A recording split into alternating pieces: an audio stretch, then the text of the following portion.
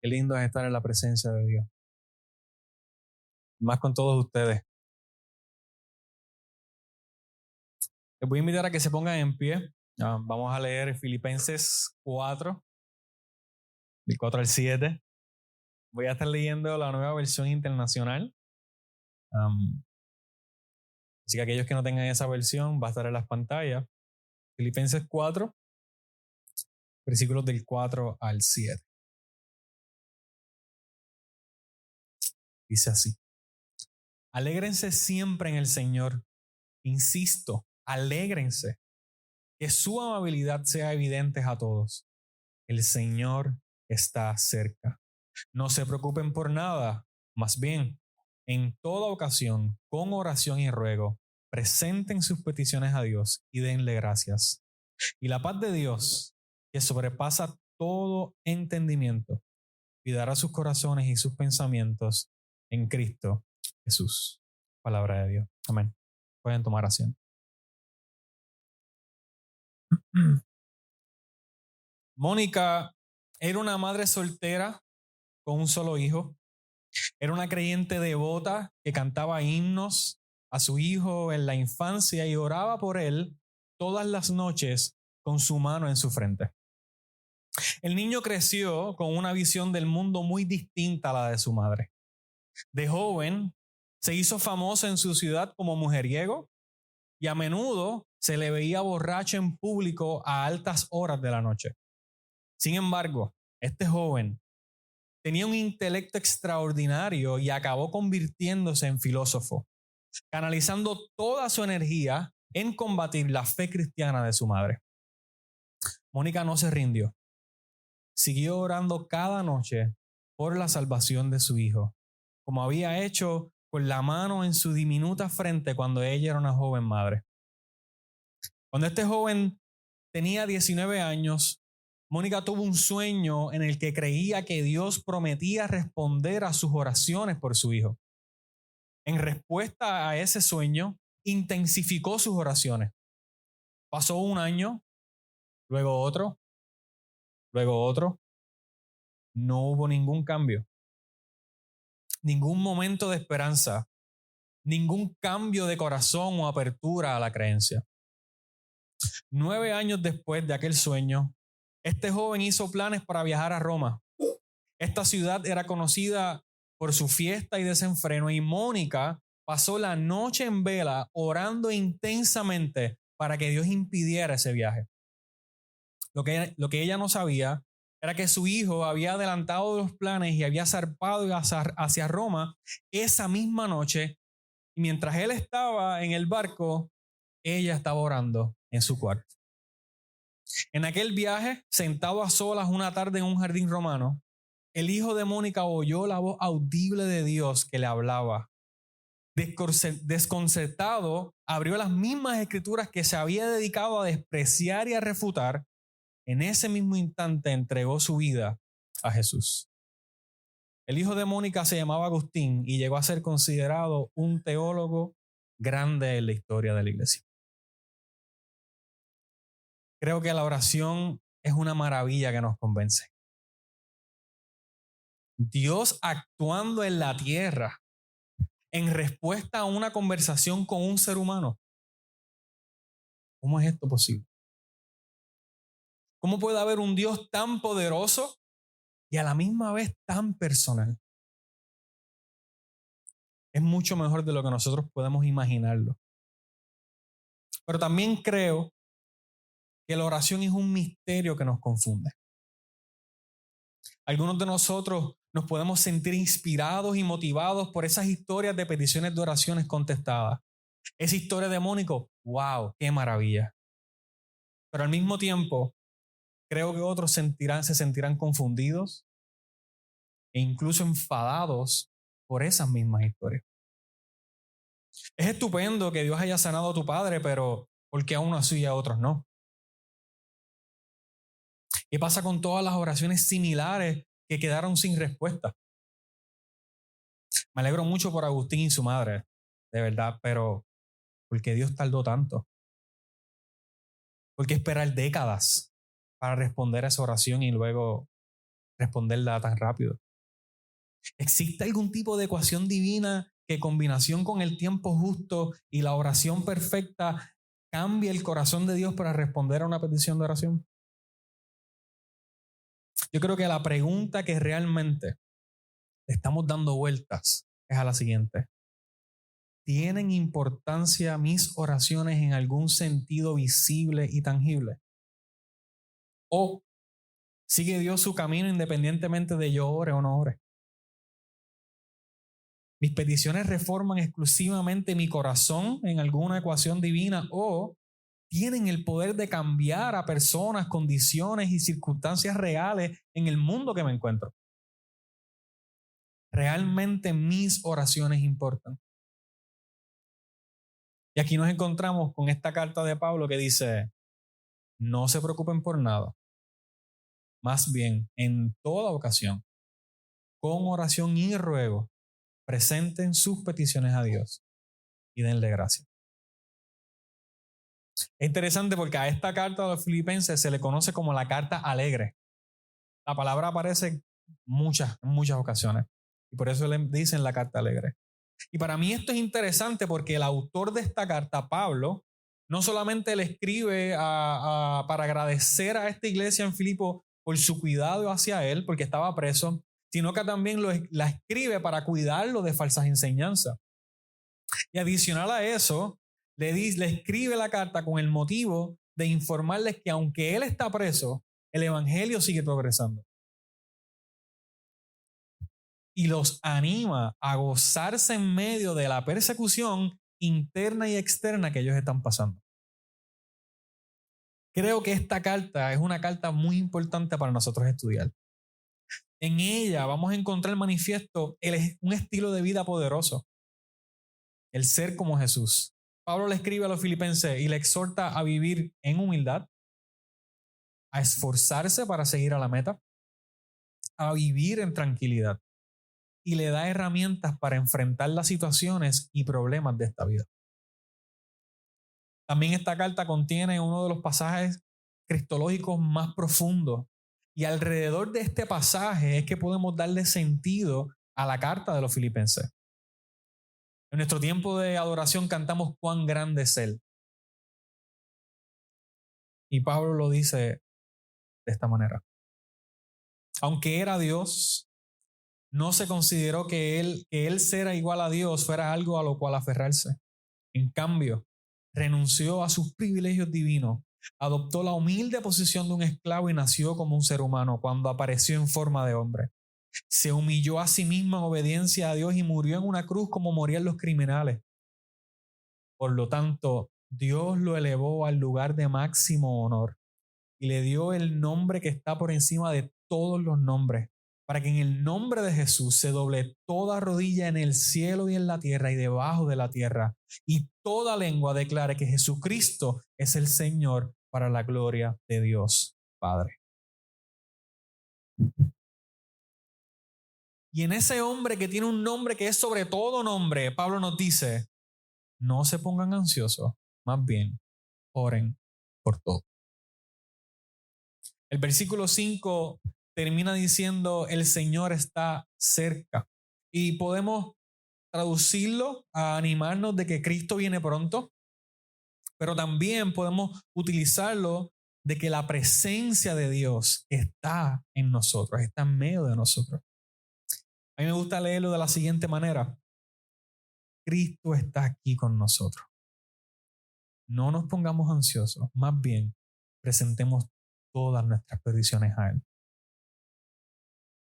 Hay muchos pasajes bíblicos sobre la oración y creo que nos faltan lugares para empezar a abordar este hermoso misterio. Sin embargo, es probable que no haya nada más conciso y directo que las instrucciones de Pablo a la iglesia de Filipo terminando esta carta. No se preocupen por nada, más bien en toda ocasión, con oración y ruego, presenten sus peticiones y denle gracias. Y la paz de Dios, que sobrepasa todo entendimiento, cuidará sus corazones y sus pensamientos en quién, en el nombre que es sobre todo nombre, Cristo Jesús.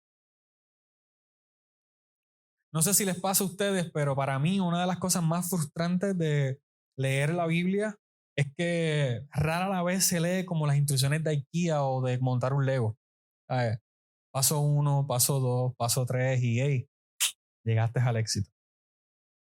Y créanme, si Dios me lo explicara de esa manera, yo lo haría.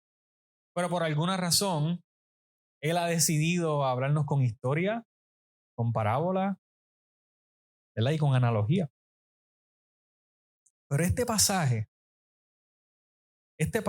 es una prueba de que aunque nos los ponga simple, no es tan simple como me parece.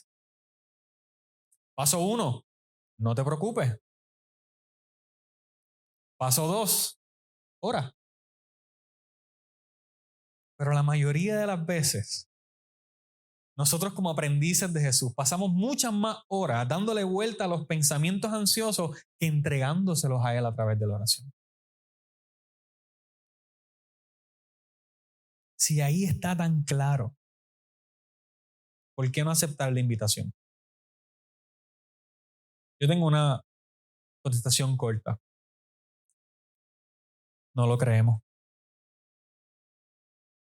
Pensamos, tan fácil, Miguel. No me preocupe ahora. Nah, no puede ser. En mi preparación de este mensaje, estuve dando vueltas en mi casa. No encontraba la palabra correcta, no sabía cómo expresar lo que quería expresarle, el orden de la predicación, esto va aquí, esto va allá, y están estos sentimientos de ansiedad porque no me está saliendo lo que siento que debo hablar o decir. Y fue como una imagen del meme de Will Smith, like,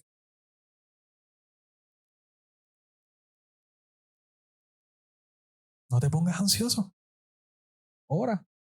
Y yo, claro que sí.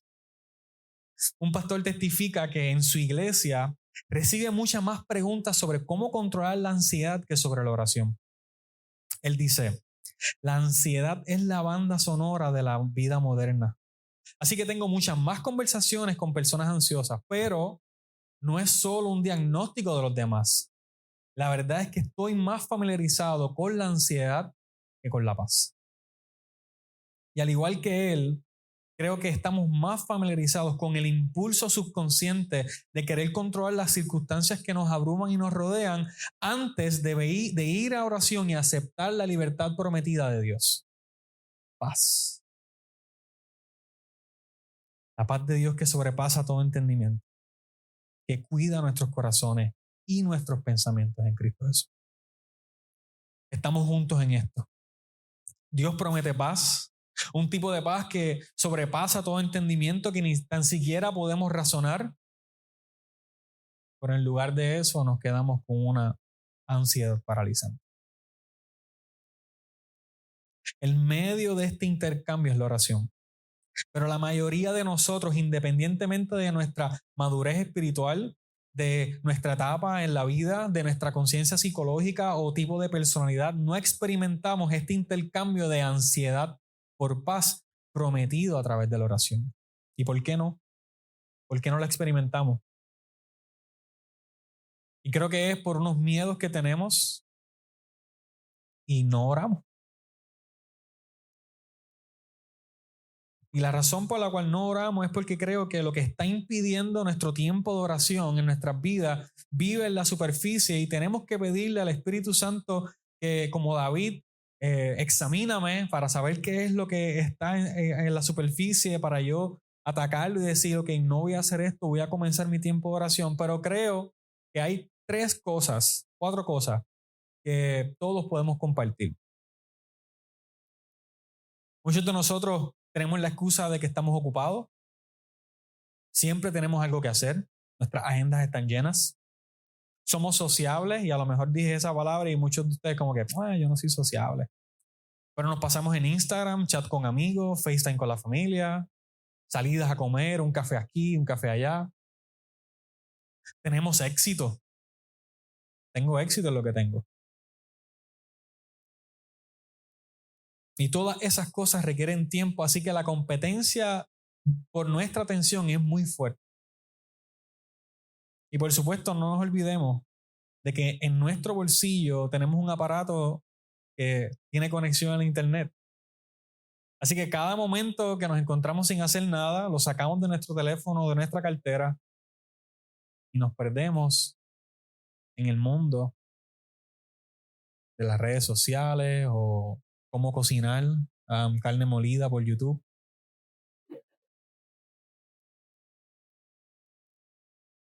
Aún así, hay una gran posibilidad de que saquemos tiempo para comer, para dormir, e incluso un cafecito con pan. Y le doy play a la canción de Dame Café. Aquellos que saben de lo que estoy hablando, pues se rieron. Aquellos que no, pues no les voy a dañar la mente. Pero todas las mañanas esa canción está en mi mente. En un mundo donde la prisa nos domina y estamos tan ocupados y distraídos, podemos sacar tiempo para lo que realmente nos importa. Creo que esto, que la mayoría de nosotros, para la mayoría de nosotros, realmente la oración no resuelve nuestra ansiedad. Y las escrituras me están enseñando y diciendo, no te pongas ansioso, ora.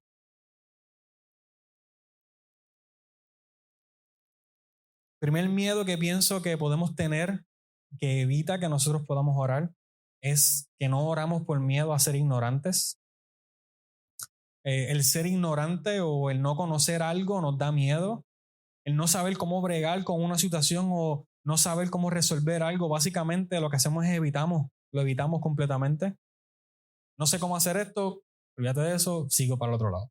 Así que el miedo a desconocer, a ser ignorante, nos paraliza y mejor decimos, mejor lo evito. De hecho, estamos acostumbrados a querer dominarlo todo, porque si no lo dominamos todo, sentimos que no vamos a sobrevivir. Buscamos la ruta más eficiente de nuestra casa al trabajo. Buscamos dominar las estrategias para poder seguir creciendo en el trabajo. Tenemos que aprender a cómo comer sushi con palitos. Si no, vamos a parecer como tontos, ¿verdad? Como comiendo. Y si estamos aprendiendo a guiar, tenemos que aprender a cómo cruzarnos de carril y contar, ¿verdad? Vivir para contarlo. Pero si no podemos dominarlo, lo que vamos a hacer es que vamos a evitarlo. Cambiamos de concentración en la universidad. No, eso no es lo mío. Me encontré con algo que no podía dominar, me cambio de concentración en la universidad. Olvídate, a mí no me gusta el sushi. Sabe malo. No voy a comer sushi. Olvídalo, no voy a aprender a guiar. Mejor cojo un Uber. Lo mismo hacemos con la oración. La oración no se puede dominar.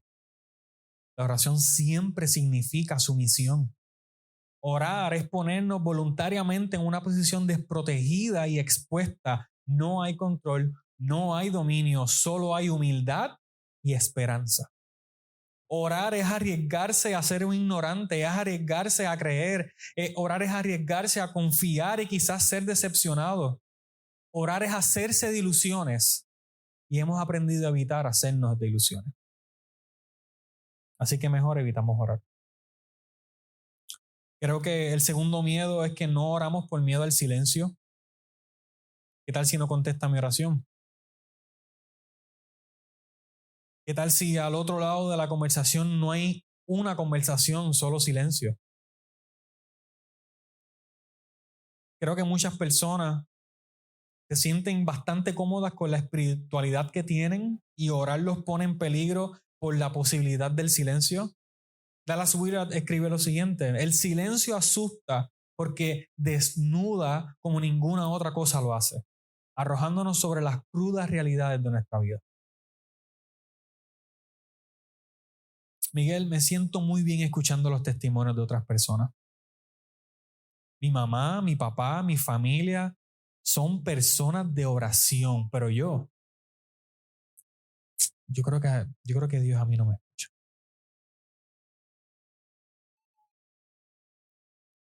Miguel, ¿qué pasaría si al orar descubro que en realidad no hay mucho entre Dios y yo?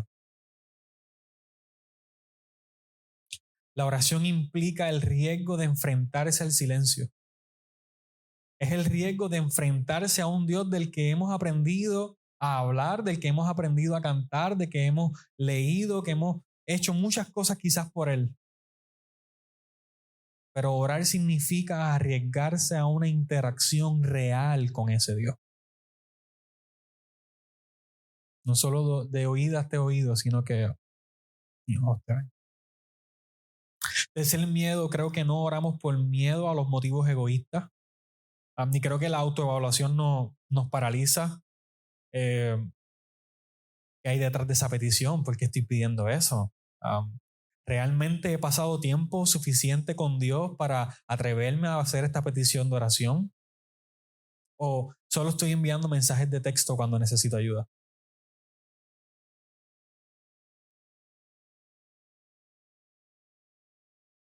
Y el cuarto miedo es que creo que no oramos por miedo a hacerlo mal. Algunos de nosotros no oramos porque escuchamos las oraciones de los demás y eso nos hace sentir como si fuéramos los próximos a hacer una presentación oral en inglés. ¿Cuántos han estado ahí? Me toca a mí, de nuevo, me toca a mí después de él y es en inglés y el corazón de uno está así.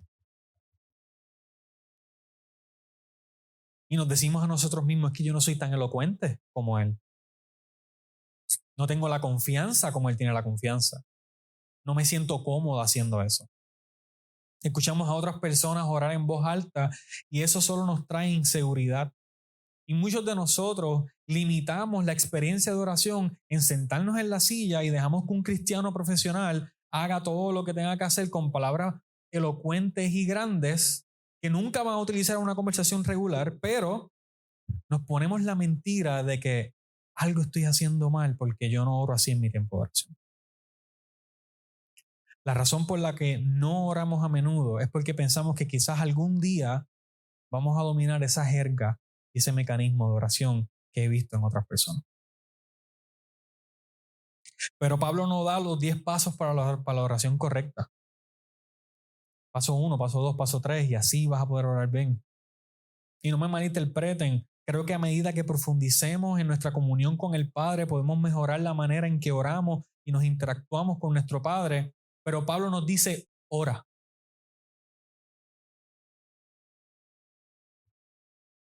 Y ahí les menciono, ¿verdad? 4 miedos que creo que todos podemos, en algún momento en nuestra vida pudimos compartir o que estamos compartiendo.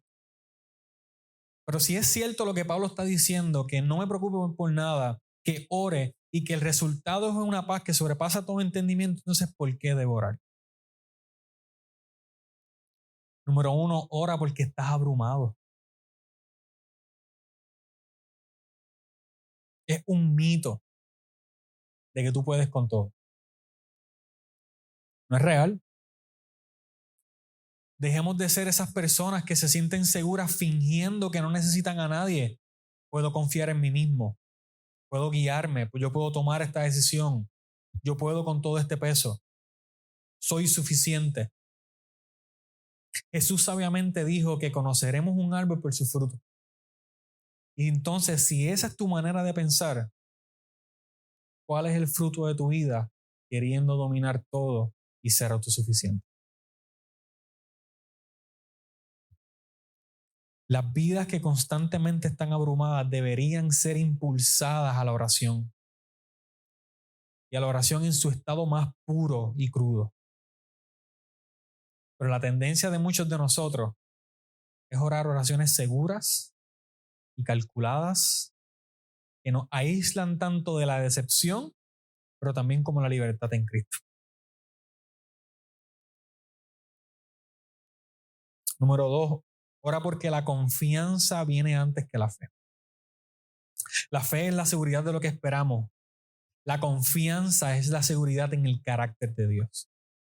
Antes de poder tener fe en que Dios responderá a una determinada petición, simplemente tenemos que aprender a confiar en el carácter de Dios con el que estamos hablando. La confianza nos permite decir, no entiendo lo que está pasando, no entiendo por qué estoy por aquí, pero yo confío en que Dios es bueno. Miguel, y si oro y el cáncer no se desaparece, o si oro y no consigo el trabajo, O si oro y ella no vuelve. O si oro y sigo siendo, ¿verdad?, adicto a lo que me tiene adicto. Creo que Jesús no nos ha revelado un Dios al que podamos entender perfectamente, pero sí nos ha revelado un Dios en el que podemos confiar perfectamente. La confianza es la certeza de que Dios escucha y se preocupa.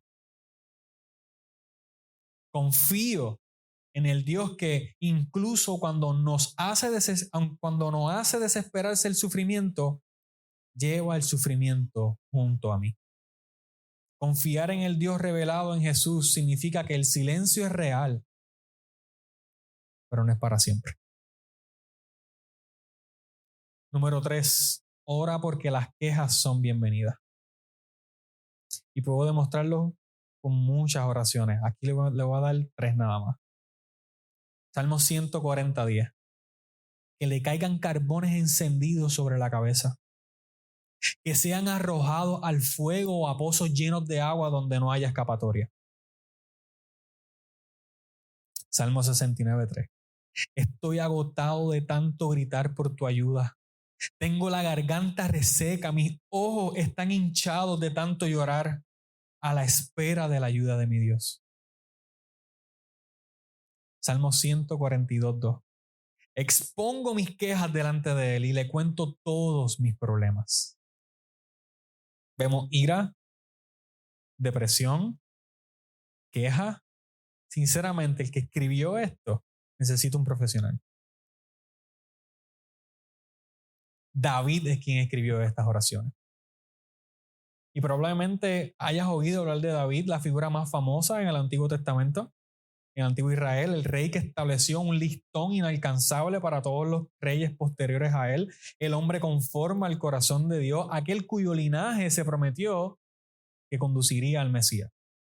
Él es quien escribió esas oraciones. Y esas oraciones también están junto a algunos poemas hermosos de David. Salmos 23, el Señor es mi pastor, tengo todo lo que necesito. En verdes prados me deja descansar, me conduce junto a arroyos tranquilos. Él renueva mi fuerza, me guía por sendas correctas y así da honra a su nombre. Bueno, al parecer David no todo el tiempo, ¿verdad?, estuvo tan sereno y equilibrado, porque también oraba que caigan sobre ellos carbones encendidos. Salmo 103, que todo lo que soy alaba al Señor. Que nunca olvide todas las cosas buenas que hace por mí. Colma mi vida de cosas buenas. Mi juventud se renueva como la del águila. No siempre se sentía de esa manera, porque también oraba, estoy agotado de tanto pedir tu ayuda. Te alabaré todos los días, sí, te alabaré por siempre. Salmo 145. Todos los días quizás era una hipérbole, porque habían días que no había alabanza. Habían días que sus labios decían, derramo ante ti mi queja. C.S. Lewis dijo de la oración lo siguiente: debemos exponer ante Él lo que hay en nosotros, no lo que debería haber en nosotros.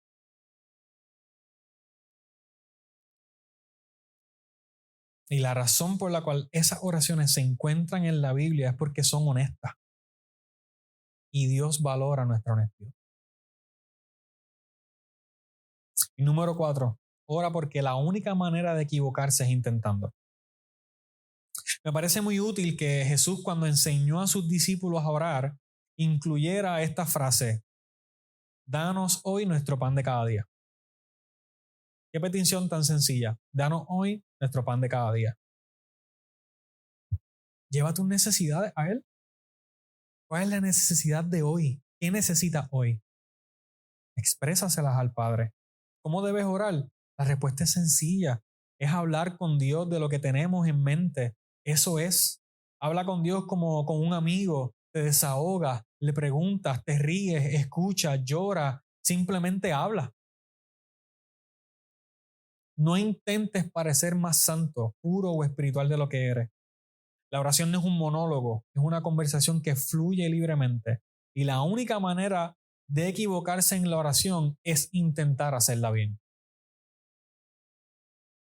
En las sabias palabras de una profesora, si estás orando, ya lo estás haciendo bien. Si estás orando, ya lo estás haciendo bien. Cristo está aquí con nosotros. No nos pongamos ansiosos, más bien presentemos todas nuestras peticiones a Él. Creo que cuando leemos Filipenses 4, versículos 4 al 7, para nuestros oídos esto parece escrito por alguien que nunca ha estado realmente ni angustiado o alguien que nunca ha bregado con la ansiedad. El que escribió esto estaba preso en ese mismo momento. Pensamos que solamente es como un deseo religioso. No es tan sencillo, porque si fuera tan sencillo, entonces ¿cómo funciona? La mayoría de las veces, cuando se hace referencia a este famoso pasaje, ¿verdad? Comienzan con el orden de librarse de la ansiedad. Quita tu ansiedad, líbrate de la ansiedad, no te inquietes por nada. Pero creo que este pasaje no empieza ahí. Hay una afirmación hermosa antes de este pasaje y es: el Señor está cerca. El miedo profundo que detiene nuestras oraciones es la mentira de que el Señor no está cerca. La mentira de que Dios se ha olvidado de mí, de que yo no estoy en buenas manos, de que mi futuro no está asegurado. La preocupación de que al fin y al cabo no puedo confiar en nadie porque a la hora de la verdad estoy solo. Creo que la única y simple seguridad que llena el poder de nuestras oraciones es que Jesús está cerca. Pete Gray dice lo siguiente: el descubrimiento más importante que harás es el amor que el Padre te tiene. El descubrimiento más importante que harás es el amor del Padre, y es solo eso, un descubrimiento. No se puede enseñar, tiene que ser descubierto y todo lo demás fluye. Yo sé que la luna está a más de 200,000 millas de la Tierra y sé que es más que una luz en el cielo. Es más, es una masa sólida que puedes tocar, que puedes caminar sobre ella. Yo sé eso, pero Neil Armstrong lo fue y lo descubrió.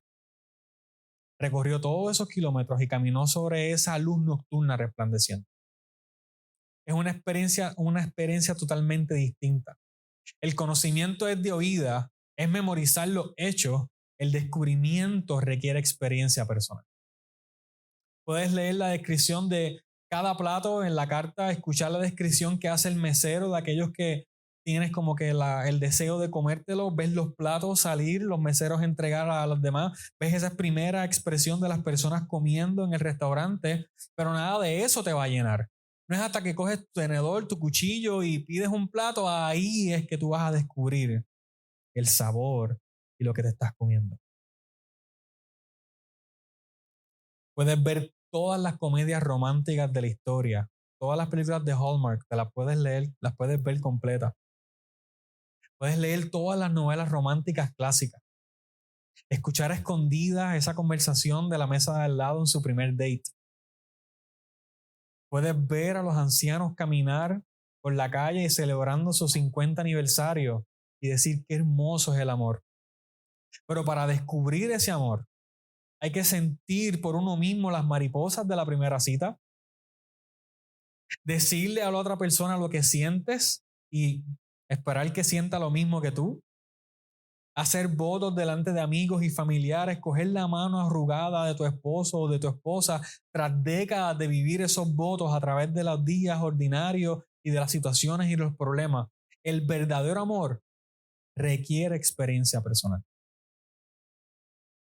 Y cuando se trata de orar, puedes leer todos los clásicos, todos los versículos de la Biblia, estudiar todas las historias de avivamiento y atesorar cada idea bíblica que nos expresan. O puedes vivir diariamente en relación con Dios a través de la oración. Adivina qué método es más eficaz. La oración se aprende por descubrimiento. A Jesús le pidieron sus discípulos, enséñanos a orar. Y Jesús se puso a orar. Esa fue su respuesta. Maestro, enséñanos a orar. Y Jesús le dijo una oración. El padre, Richard Foster, dice lo siguiente, aconseja lo siguiente: orando, aprendemos a orar. Orando, aprendemos a orar. Thomas Merton escribió, si quieres una vida de oración, la forma de conseguirla es orando. Madre Teresa enseñaba, si realmente queremos orar, debemos estar dispuestos a hacerlo ahora. La oración es más práctica que teoría. Así que permítanme ofrecerles un punto de partida con una frase tomada de Dom John Chapman. Y es el título de esta predicación, ora como puedas. Él dice, ora como puedas y no intentes orar como no puedas. Si no puedes orar durante una hora, no hay problema. No lo intentes. Va a ser como una eternidad para ti. En cambio, ora por un minuto. Ora como puedas y no intentes orar como no puedas. Si te desconcentras cada vez que intentas orar en la casa, ora mientras vas en el carro o mientras estás haciendo ejercicio. Ora como puedas y no intentes orar como no puedas. Si no puedes concentrarte lo suficiente para orar en voz alta, escribe tus oraciones en un diario o en el teléfono. Si no puedes orar con esperanza y fe, a Dios no le molesta. Él quiere que le cuentes tus dudas y tus decepciones. Si no puedes orar con frases de alabanza y adoración, no finjas. Ora tus quejas, tu enfado, tu confusión. Orar como puedas y en algún momento del camino harás el descubrimiento más importante de tu vida, el amor que el Padre te tiene.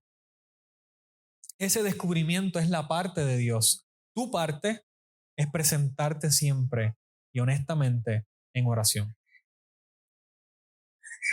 Preséntate y sigue presentándote. No te quites.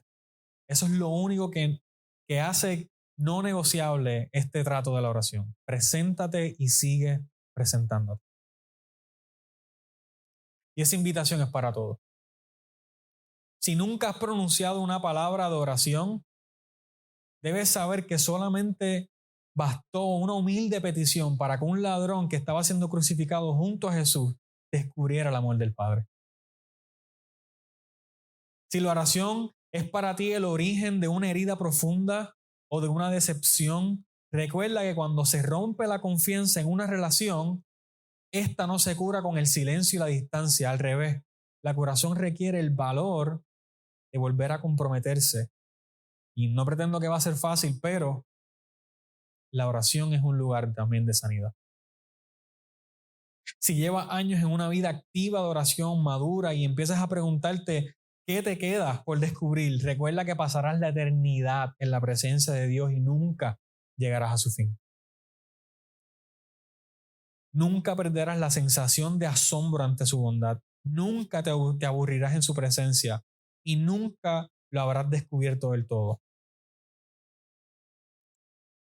Ora como puedas. Es una invitación para todos, para los principiantes, para los frustrados, para los que son fieles, para todos. Ora como puedas. Y mientras me preparaba para este mensaje, recuerdo que las palabras del pastor cuando nos enseñaba y nos decía que este año la oración iba a ser importante en nuestra comunidad de fe. Y cuando escuché eso, claramente muchas cosas despertaron de mí, motivación, alegría, pero a la misma vez un gran reto. Tengo que ser intencional con mi vida de oración.